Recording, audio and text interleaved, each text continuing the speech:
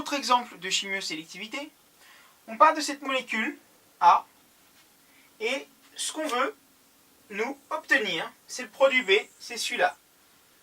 Donc avec une fonction cétone qui n'a pas bougé, la fonction ester qui est devenue une fonction alcool.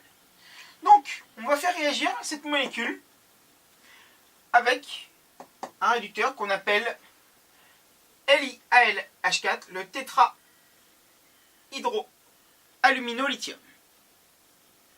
Donc, avec ce réactif, cette molécule, la réaction ne va pas être sélective puisque vous voyez que la fonction cétone devient une fonction alcool et la fonction ester devient aussi une fonction alcool. Donc ce n'est pas notre produit B qu'on désire. Donc on va devoir trouver une autre solution pour que cette fonction-là reste une fonction cétone. Donc on va faire cette fois-ci réagir cette molécule-là avec du tétrahydroboro de sodium. Tétrahydrure boro de sodium. Pour essayer de faire réagir une seule fonction sur les deux. Donc on voit ici que avec ça, la fonction ester reste identique, mais pas la fonction alcool. Donc la réaction est bien sélective.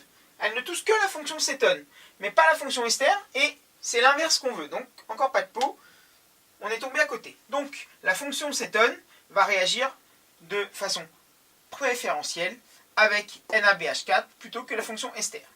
Donc, il va falloir, quand une réaction n'est pas sélective dans le sens où on veut, on va devoir faire ce qu'on appelle une protection de fonction.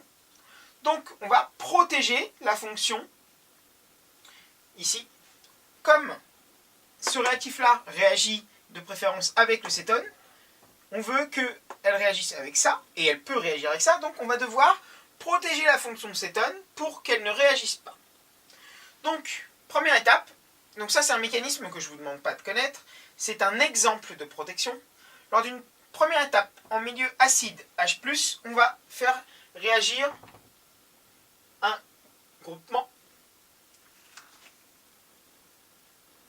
ici, et on va donc protéger la fonction cétone en ce qu'on appelle un groupement acétal.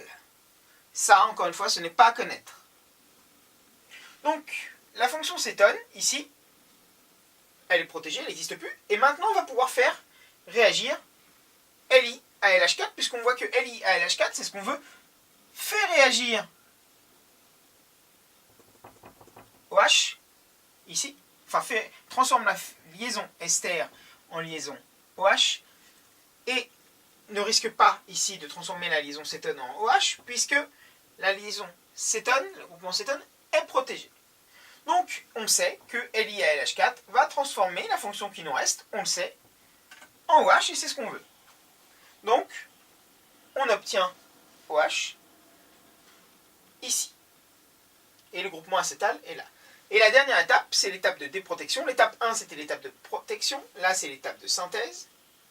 La 2. Et l'étape 3, c'est l'étape de déprotection.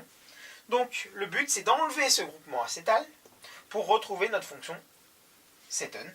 Donc, on la fait réagir avec de l'eau en milieu acide pour retrouver la fonction cétone. Et on a bien notre produit désiré, le produit B. Donc, on a été par touche. Ici, on a vu que LiAlH4 n'était pas sélectif, touché aux deux fonctions. On a essayé NaBH4, mais on a vu que NaBH4 touchait la fonction cétone, mais pas celle-ci, du tout. Donc, le but, c'est de faire réagir celle-là pour faire transformer la fonction ester en fonction alcool, mais il faut protéger celle-là pour qu'elle réagisse que avec la fonction ester.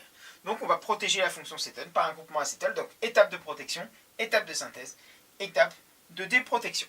Voilà, donc en chimiosélectivité, il y a ce qu'on appelle la protection de fonction avec des groupements de protection.